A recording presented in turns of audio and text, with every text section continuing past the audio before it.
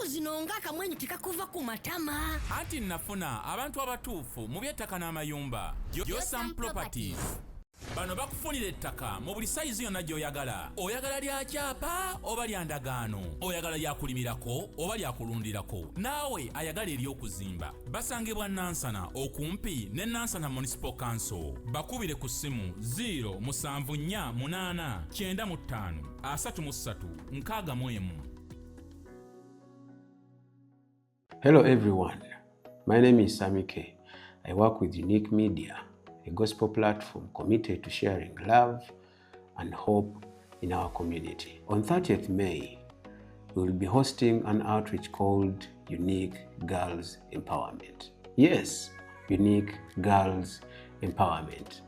Our mission is simple but powerful: to support and empower young girls between the ages of 15 and 18. Many girls in our community struggle to access basic menstrual hygiene products. So something that is completely natural often becomes a reason for shame, stigma, and even missing school. That is why our message is clear. Menstruation is natural. The stigma isn't. Through this outreach, we aim to provide reusable sanitary pads, soap, shavers, knickers, and other essential hygiene items to young girls in need. Our target is to reach 200 girls and remind them that they are loved, valued, confident, and beautifully created by God. But we cannot do it alone. We invite you to partner with us through donations, support, or simply spreading the word, so that together we can make a difference in these young lives. If you'd like to support this cause, please contact us on +256 786 026 647. Join us as we stand together to empower the next generation of young women. Remember, menstruation is natural. The stigma isn't. God bless you. Abatulaba, abatulindirira, mwenna ababeerako okulaba ng'ate mulaba program zino zetuteeka ku Unique Media, mbabuuzaako bannaye, mwasuze mutya, bigenda bitya?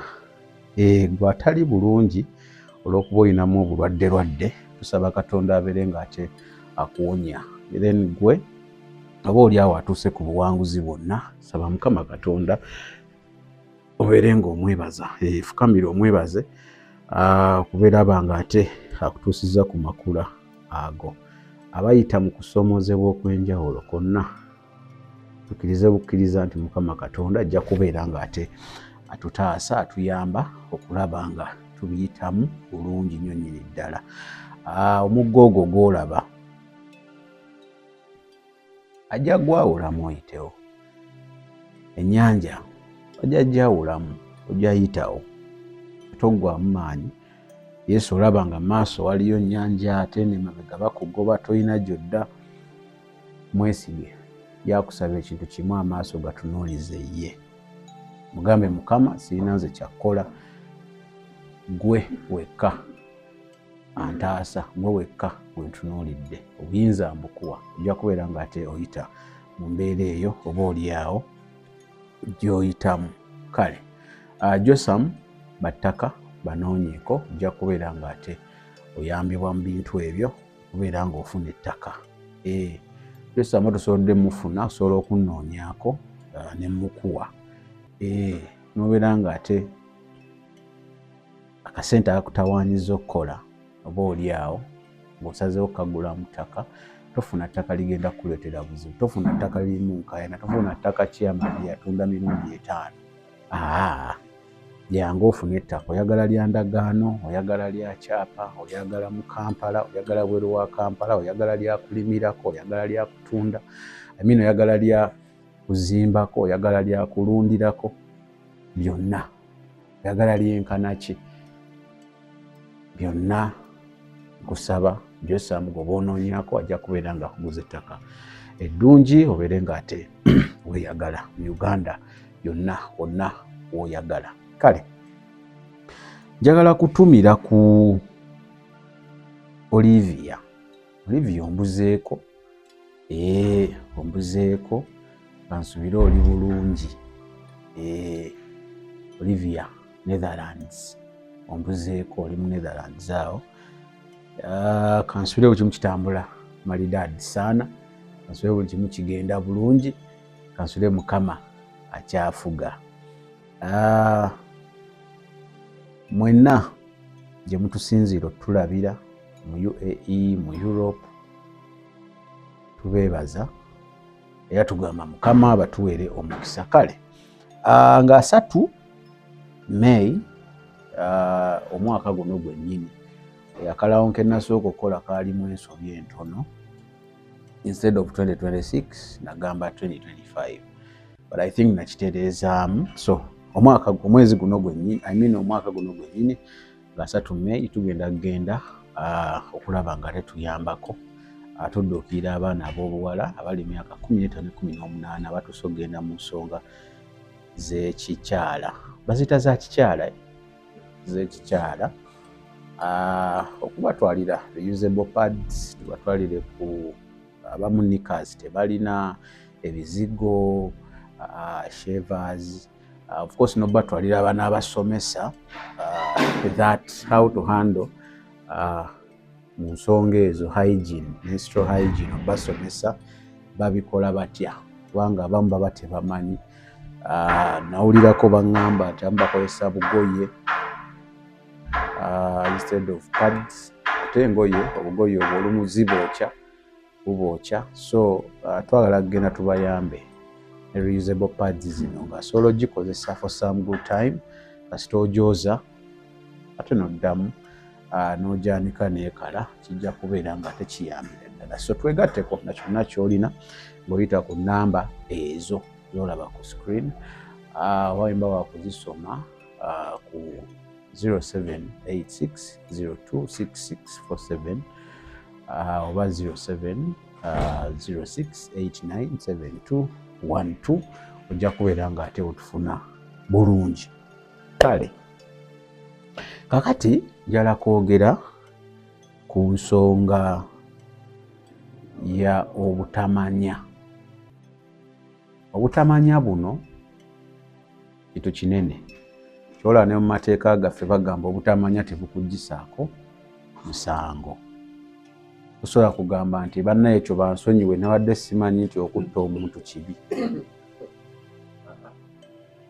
bakutwala. So obutamanya tokisobola kireeta nga kyakulwanyisa nti bannaye nze nabadde simanyi. Lwaki nkyogera? Nzize nkiraba nnyo mu comment section ne mu bantu abamu nga baataakinga abantu ab'enjawulo olw'okuba nga balina bye boogedde ku bantu baabwe bo bye babadde tebamanyi. Mu kifo ky'okukkiriza by'obadde tomanyi n'obitegeera, bamaliriza bayombye buyombi. So kyenziza okwogerako obutamanya, era njala nkimanye okitegeere nti oba tomanyi mu nsonga eyo kitegeeza tolina magezi mu nsonga eyo. Banaye sivumye, leero nzize Sami ndi mukkakkamu nga we mundaba neetowazza, siyagala vuma, mugamba munjerega saala jerega, mugamba mpu nina amalala saala malala. Naye amazima gali nti bw'oba tomanyi about something kitegeeza tolina magezi ku kintu ekyo, oba kale amagezi g'olina matono nnyo ku kintu ekyo.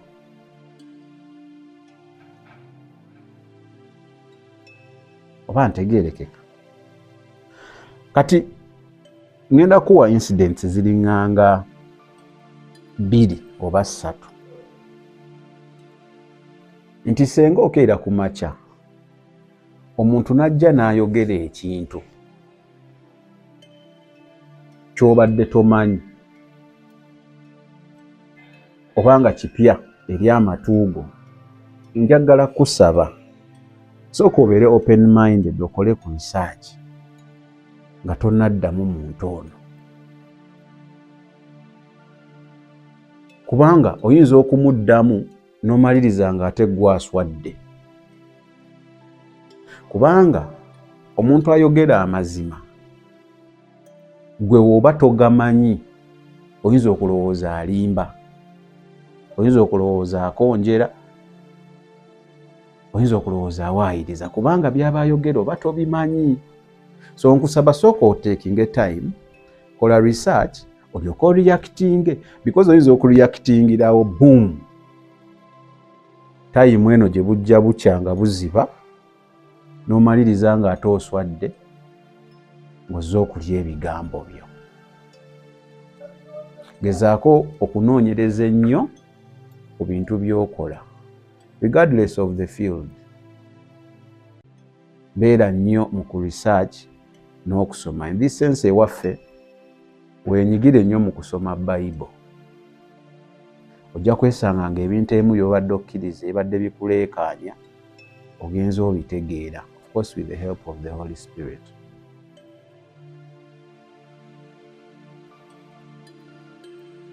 So obutamanya gitwale nga nsonga nkulu, ogirwaneko nnyo, ove mu batamanyi odde mu bamanyi. Ekyo tukirwanako mu bulamu bwonna, okubeera nga tutegeera ebintu ebimu. Omuntu omumanyi yalina bino. Omuntu omumanyi yategeera nti kati wano nakoze ensobi, najja mu kamera n'agamba Mukama ansonyiwe nammwe munsonyiwe, nakozeemu ensobi wano. Kubanga omuntu omumanyi akimanyi nti okusaba ekisonyiwo si weakness.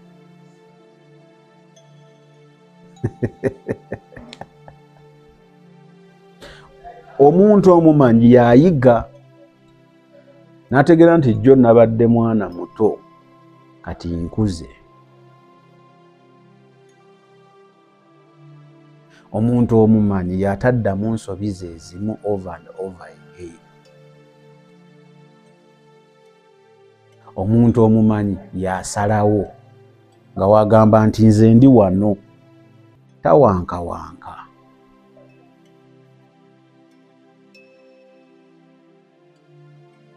Tava ku luguudo, tanoonya shortcut because aba kikushuwa ti wano wenkutte ngenda tuuka. Tapalapalanya. Omuntu omumanyi takyusa bigambo, talya bigambo bye because yeegendereza okwogera, awuliriza nnyo.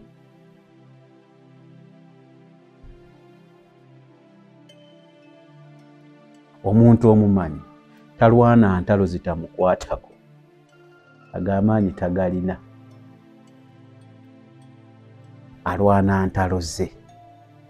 Omuntu omumanyi yamanyi papasi ye, lwaki natondebwa, kati gwandaba omanyi lwaki watondebwa, because ffenna tugenda okuva mu ggulu tuba n'ensonga.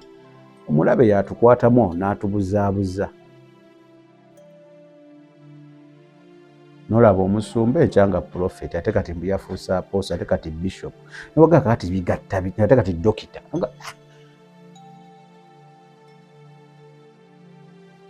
nga tobitegeera. Awo aba akyenoonya.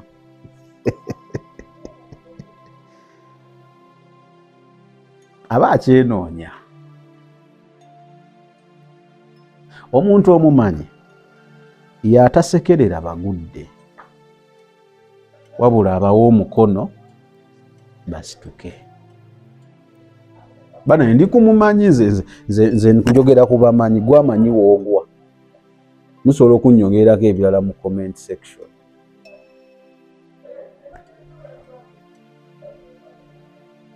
Omuntu omumanyi teyeetwalira waggulu. Eva aba wiringa okuyiga ekipya. Omuntu omumanyi waliwo kyagamba ekyo sikimanyi. abantu amuno balowooza we mukyaza ku channel for example ne mugamba Sami ne mubuuza yenna erinnya ne mugamba kino ne kino bakikola batya munanga omuntu nga tamanyi ajja kupalapalanyademu buli ansa ne gyatamanyi. Omuntu omumanyi asobola okugamba ekyo sikimanyi, eyo sijja kugendayo Sami. Tekitegeeza mbu aba tamanyi, aba mumanyi. Because amanyi nti palapase atisa both ku nsi ne mu ggulu atisa. Ate n'ekirala omuntu omumanyi lwaki agamba ekyo sikimanyi, tayagala nnyo mutuuza mu bigambo. Ayagala okubeera nga kyeyayogedde jjo asobola okiddamu leero, kyeyayogedde ekiro asobola okiddamu emisana, kyeyayogedde mu private asobola okiddamu mu bantu.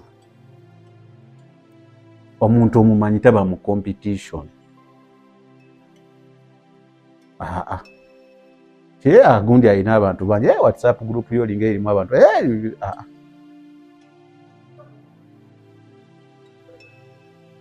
Omuntu omumanyi aba amanyi kozi gy'aliko. Embwa tezimukanyukira, bwe si buli mbwa emuleekaanira mbu agitunuulira. Okategedde, si buli mbwa emuleekaanira nti agitunuulira. Waliwo gy'aleka because wanadda mu kuddamu buli mbwa ereekaana tagenda kutuuka gy'alaga. Omumanyi ekyakimanyi. Naye kati n'obeera Sami oli yaspediza erinnya lyange bubi, oyo ne muddako. Oli yagambye oli mubbi, oyo ne muddako. Oli yagambye oyo ne muddako. Omuntu omumanyi aba amanyi kyali. Tadda mu argument zitakola makulu.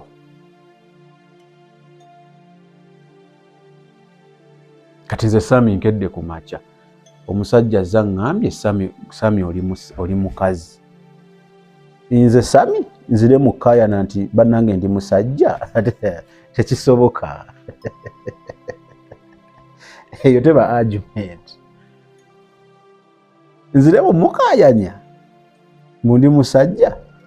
Nga nange kimanyi mu mutima ndi musajja, nzire mu kaayanira ekyo. Omumanyi akuwa bwiwiini. Kale ye ndi mukazi. Kuba ye aba amanyi kyali. Lwananga nnyo okubeera nga bakuyigirako. Abantu bagenda kuyigirako mu bigambo by'oyogera. Kale leka bakuyigireko mu nneeyisa.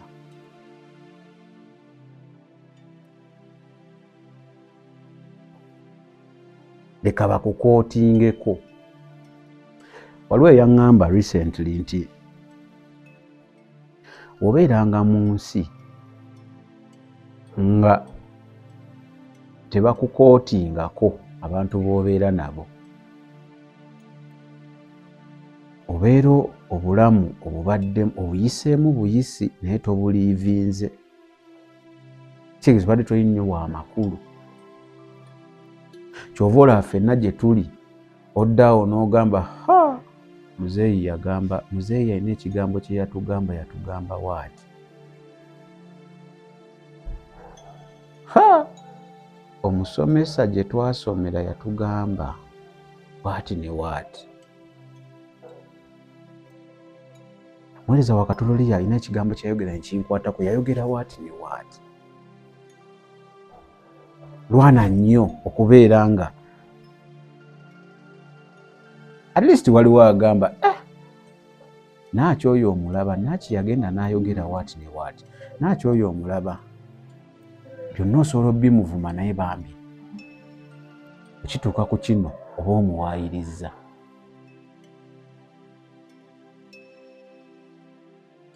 Omuntu omumanyi aba ne identity. Babaako kye bamumanyiddeko mu bigambo ate nga kyekimu ne mu bikolwa, taba na bbiri.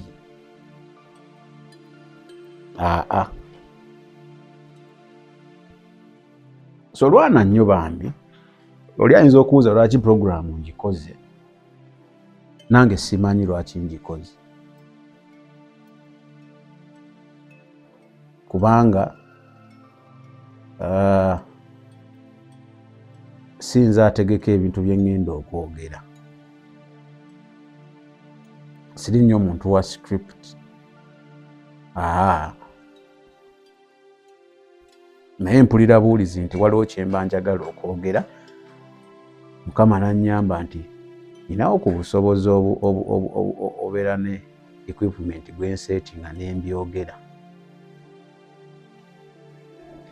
Leero ndi awo, lwana nnyo obeere tuluba ly'okumanya. Because oba tomanyi, olumu n'ebyogera naawe tosobola bitegeera nti ono mulabe, ono Katonda.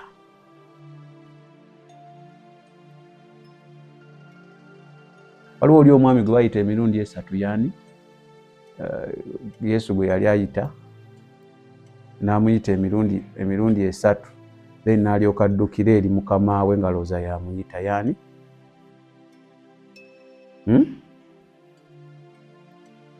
Sebo nziraamu yani omwami oyo mwerabidde.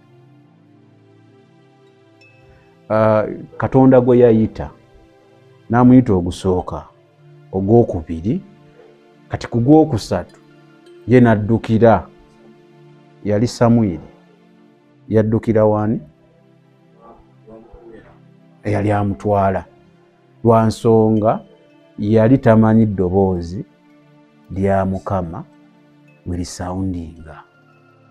Bagambye yali Samwiri. So kyengeza okulaga nti omuntu omumanyi ayawula eddoboozi. Ebisingo tutawaanya wano ne tuyomba ne tumala obudde bungi ate tutereeza ensobi z'oli yagamba yalaba Katonda simaamu n'amutwala wa.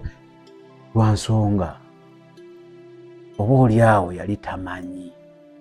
Yategeera nti naye no bye ndi mu kulaba si Katonda, buba butamanya. Wonaategeera n'osaba Katonda akuwa okumanya, amagezi n'okutegeera, ebintu ebisinga by'obadde otawaanya basumba osima abaweereza ba Katonda, ojja kubeera nga 1 weewonyezza okwetawaanya obbabuuza buli kaseera ate n'oyomba lwaki tebakuddamu mu budde. 2 ojja kubeera obawonyezzaako burden because ebisinga bijja kufuuka byangu gy'oli. Omuntu omumanyi teyeetaaga kukubira musumba ku buli kamu nti nsabiraako, kubanga aba akimanyi teyeetaaga musumba oyo oba muweereza wa Katonda oyo okusaba.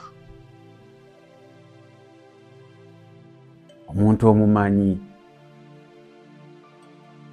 waliwo byatatawaana kimusumba, nzivuunulira ku kirooto kino, kiroosa okumala ebbanga. Omumanyi aba amanyi wogenda.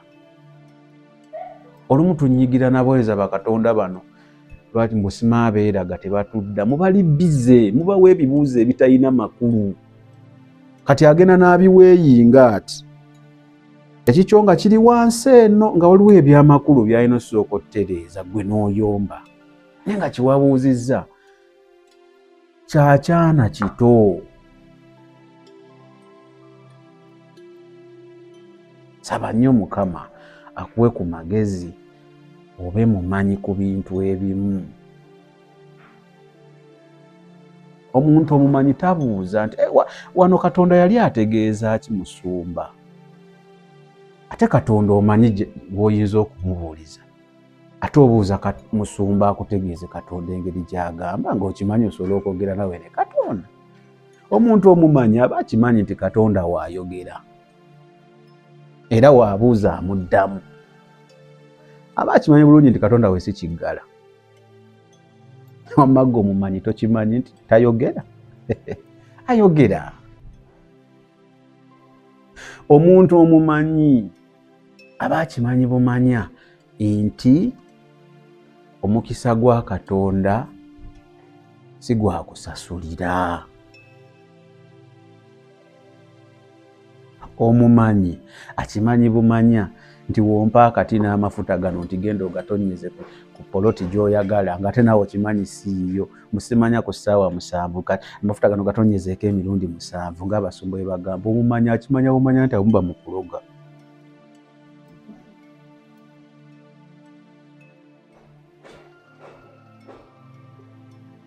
Gwe tokirowoozaako? Omuntu omumanyi akimanyi bumanya nti gano amazzi ge bampadde mbu baagasabidde mbu nga manse mu bizinesi simanya biki. Aba akimanyi bumanya nti awo tuvudde mu Katonda tuzze mu bya bulombolombo Katonda tumwogerako bwogezi birala. Kati nno waliwo kataŋŋamba nti Katonda yeetaaga enkwaso nga gundi bwe yalina omuggo Moses gwe yakozesa.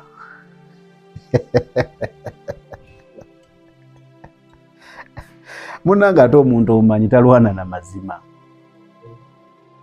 Omuntu omumanyi tasoma Bayibuli kujjamu verses anaddamu gwagenda kuyomba naye. Agisoma kutegeera. Omuntu omumanyi akimanyi bumanya nti eri gye tugenda tukuŋŋaanirayo bukuŋŋaanizi naye nze kkanisa. Katonda atuula mu nze.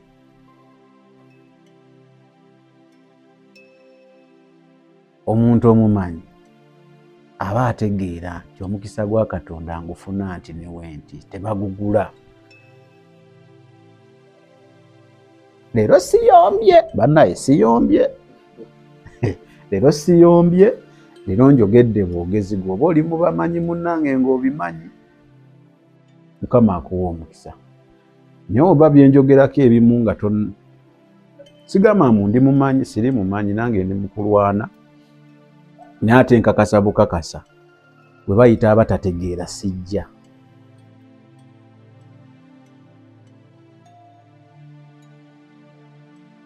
So omuntu omumanyi yakimanyi nti si buli omwana w'omuntu agamba nti aweereza Katonda kyayogera kyalina okuddukirako. Omuntu omumanyi abuuza Katonda.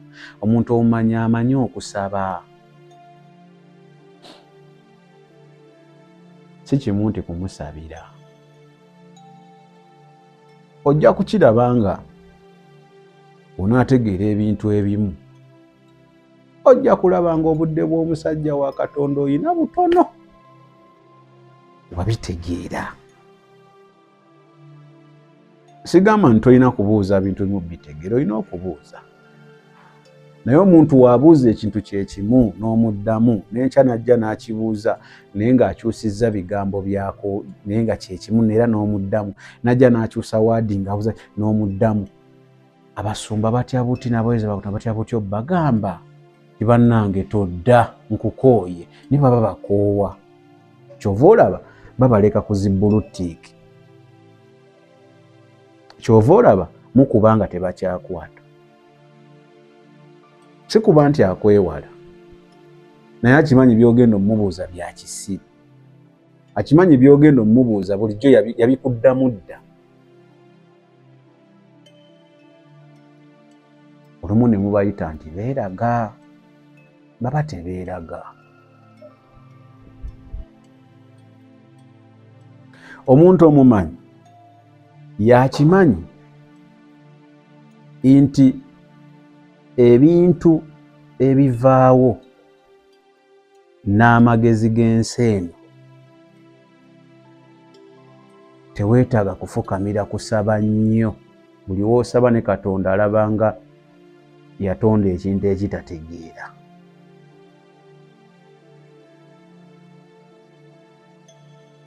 Ngereza nnyo ku mulimu kubanga ffenna twetaaga emirimu. Omusabi olwedde omukisa ogulina agukuwadde. Naye okimanyi lwaki tonnaba nakutegeera nti omukisa yagukuwadda? Lwa nsonga tolina ewali otugenze kusaba mulimu.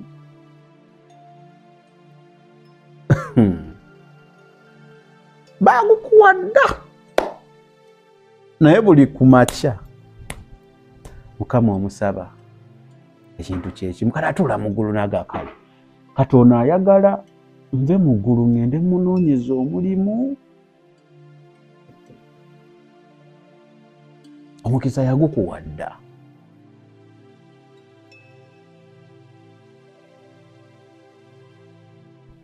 okitegedde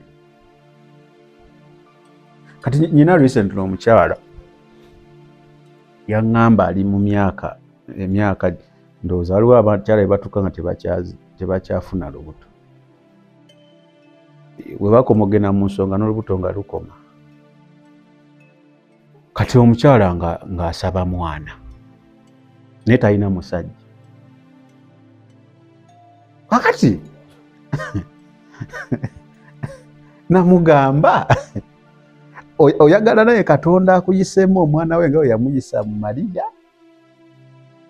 fune Yesu owookubiri oba ntegereka kye ŋŋamba era yagenda ku ssimu yanyiiga tisimutegedde sooka osabe Mukama njagala musajja osaba omwana kati omuyita obutategeera nga mugamba Sami avuma nvumyewa yaŋŋamba asabye Mukama emyezi 4 ayagala musajja ayagala mwana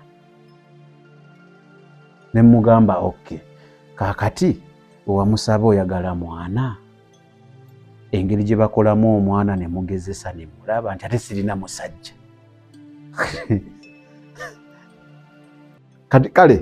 kale gwe Katonda kati oyo omuddamu ki era kati awo Katonda wagambira abamalayika be oyo mumuleke walitegeera tulimukolako nga bakuteeka mu kasero kyekimu naawe osaba mulimu omukisa bagukuwadda fuluma genda ogezese ngo Mukama Katonda bakasitoma babuze musaba ompe bakasitoma omukisa ajja gukuwa naye weekyanga tokyagulawo dduuka nti okooyo siibayo nga towali azze kugula kati agukuweerewa nga togezesa gwe kennyini wakoowa kumanya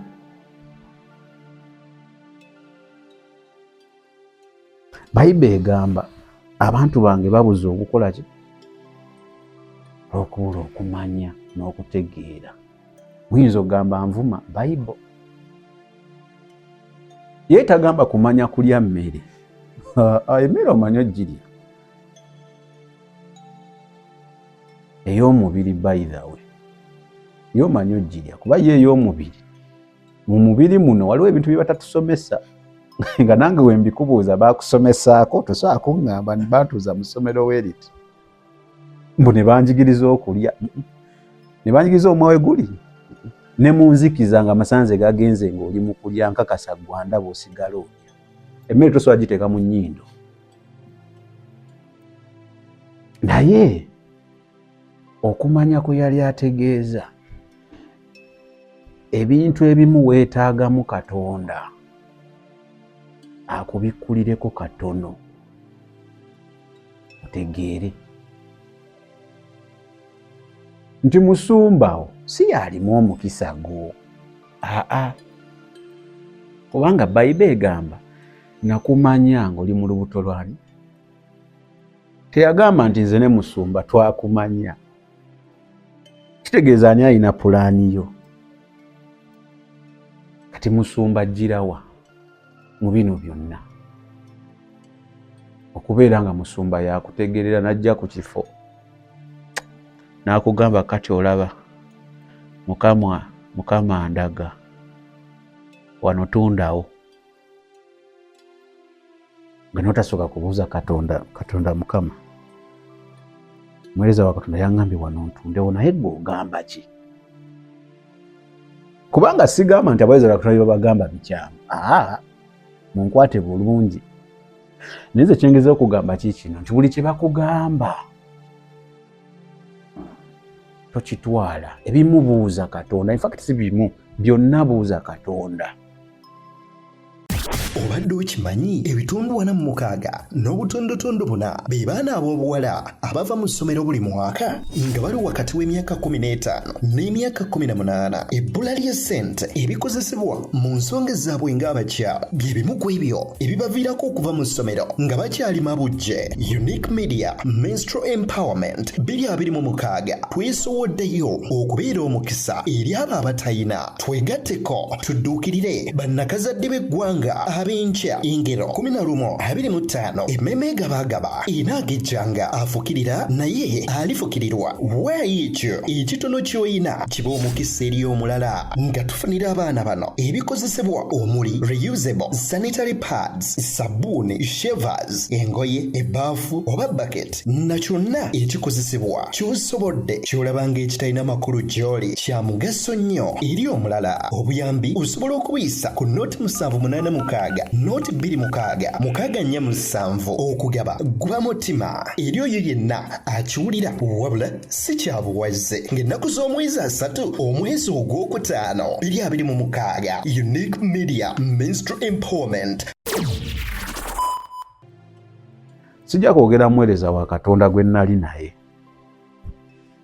naye tulina we twagendako lumu.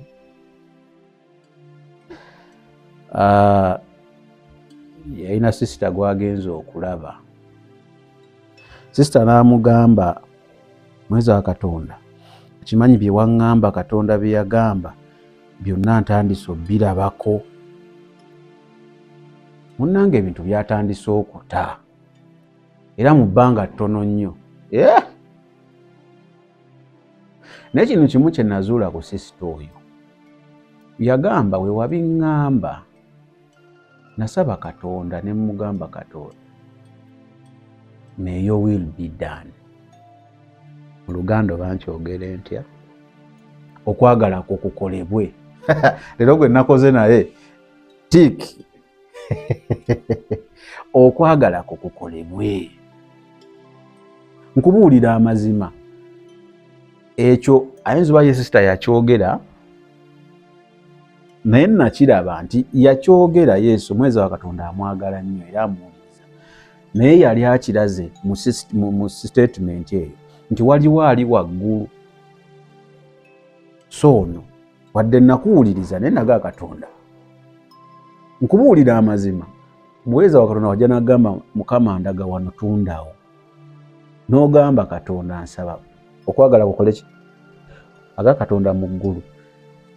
Waba ayogeza Katonda ettaka lijja ddiba, terajja ddigula.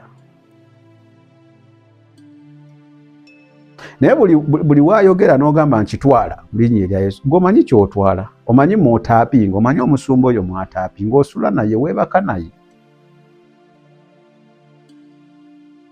Because waayogera n'oyogera n'okitwalirawo nga tonnabuuza oba okitutte. Receive in the name of Jesus. Now you know gamba you receive. What are you receiving? So, nzize kwogera bwogezi gwe binyizizza nsonyiwa.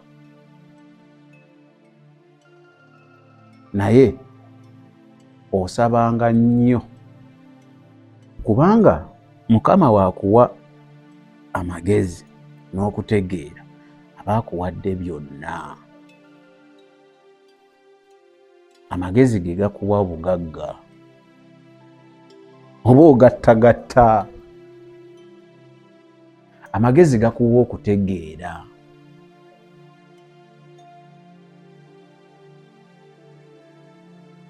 Wane Solomon yamugamba nsaba maki? Magezi. Era nkubuulira tewaliiwo omuntu agenda ba mugezi kusinga Solomon. Oba omugagga taliiwo. Kale obugagga bwatuuka ebumutwala mu sipiidi ng'ebyensi bw'obimanyi. Era yamaliriza teyejjusa. Naye ng'ekisinga obukulu ki? Teyamugambako nti mpa obugagga. Teyamugamba Mukama Katonda mpa abakyala. timpa amamotoka amangi ntimpa amaanyi nedda yamusaba magezi kati nga tonnasaba Mukama Katonda Mukama njala genda wa Mukama kino kinkolere Mukama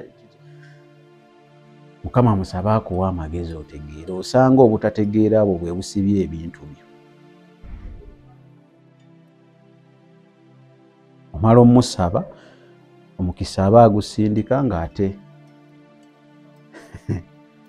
okola ebitategeerekeka agamba Wolan mulindeeko bye bireeta kali bwe yakusaba akasimu gw'N2,000 anti buli bwe yali akaleeta ng'ate amulaba ali mu bwezi okitegeera kale sijja kgenda wala leero kankomaawo naye nsaba nnyo Katonda oba ofukamidde saba ebintu bibiri ekisooka saba nnyo Katonda akuwe amagezi kubanga buli kintu kyonna buli nsobi gye tugwamu oba ku nsi kuno oba yali spiritual oba eriki bubeera butategeera bwaffe kyova olaba bw'otandika otegeera ebintu ebimu ogamba kale senga nategeera luli sandikoze ki ekyokubiri oba osaba saba nnyo Katonda okwagala kukolebwe ngenda kuwaayo akantu kagero kamu sina kagero kyaliwo Kasuka oyo yali ayogera omugenzi Isima mumujjukira Ichuli Kasuku n'agamba nti Ichuli waliwo bwe baamukwata mba mujjukira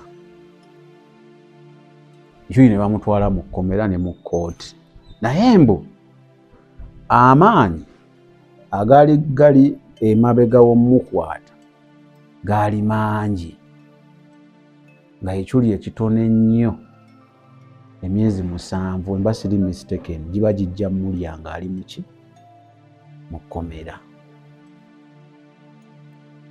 Kasuku agamba olwalaava ate nga ffenna gye tuba nayo by the way ku bantu baffe oba toyagala muntu waasule mu kkomera olunaku lulala n'olumu oba toyagala wasulayo olwokubiri olwokusatu oba toyagala akole ki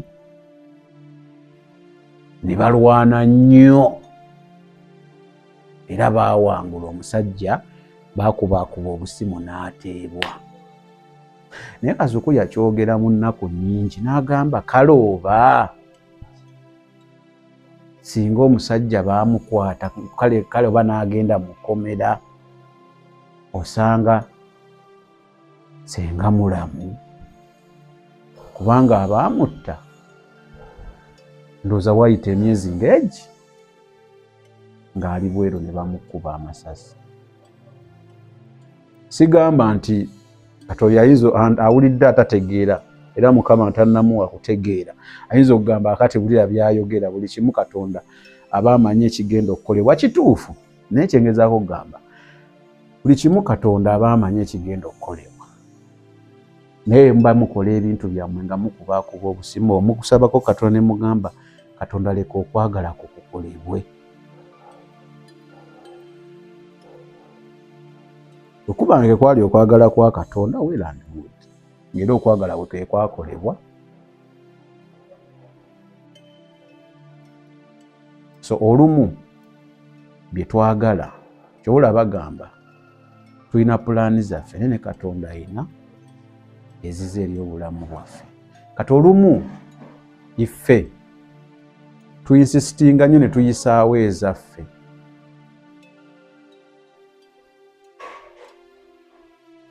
osabye Katonda emyaka eno osabira kamotoka omanyi bakitannakakuwa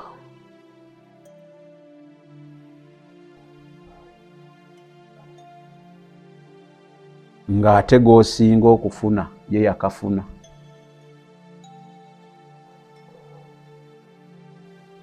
weebuze ku bibuuzo ebyo kubanga bwe tubanga gwe tusaba ye nannyini buli kimu kitegeeza buli kimu akirina ate tuli baana be eri taata ayagala baana be babeere bubi kitegeeza aba asobola otuwa bye twagala byonna kuba abisobola. Naye lwali weebuuza lwaki tumusaba ebintu ebimu n'alabika nga atabiwulira. Aba abiwulira.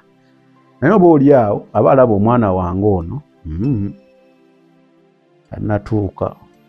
Nze waliwo ebintu ebimu bye ŋŋamba senga nali nabifu nga mbirina kati. Nga nze nali nabifuna emyaka nga 7 emabega. Ate era nga nabisabiriranga. Ndabika senga siriiwo. Ng'emazima. Senga siriiwo. Kale, nyiza okuba senga wendi. That is chance entono ennyo senga wendi. Nenyinza okuba ate senga maybe ndi kirala.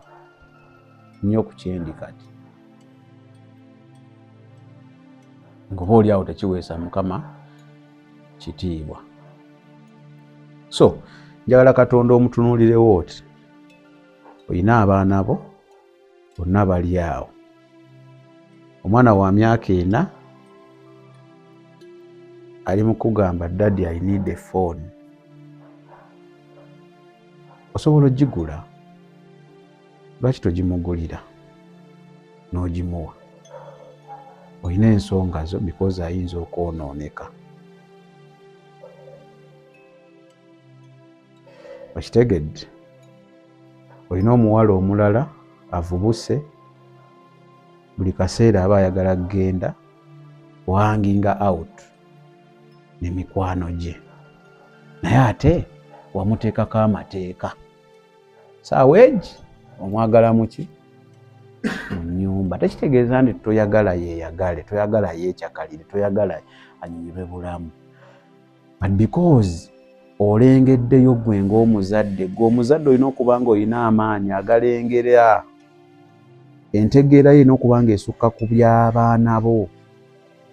Olengeddeyo nti ebyokuhanginga out bino biyinza okuvaamu olubuto ne lwonoona future. So n'omugamba essaawa egi nkwetaaga mu nnyumba. Olumu n'embooka evuga. So naawe kitwale nti Katonda tuli baana be. Tuli baana be. Gwe gw'olabawo ne weebuuza nti lwaki oli Katonda tamuggyaawo n'amutta. Ng'omwana we bamukwata nga yasse abaana 4 ne bamukuteera yaga mukuba essasi osobola.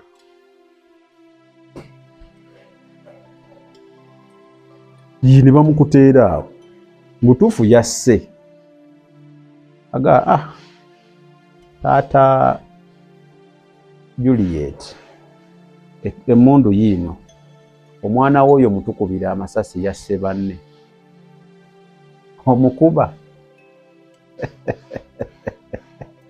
So ye Katonda abasamize babe baana be oba oli awo buli watunuulira gye bagenda agaane neddaka mbawoyo ka chance ayinza okukyuka enkya. Ekyenjawulo kiri nti ku chance zonna zaatuwadde waliwo era abatagenda kukyuka.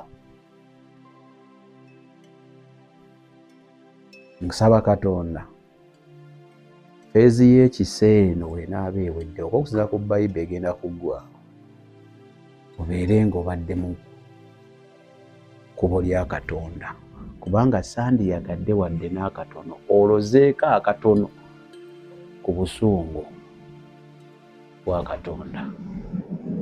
Samike ge gange ngenza.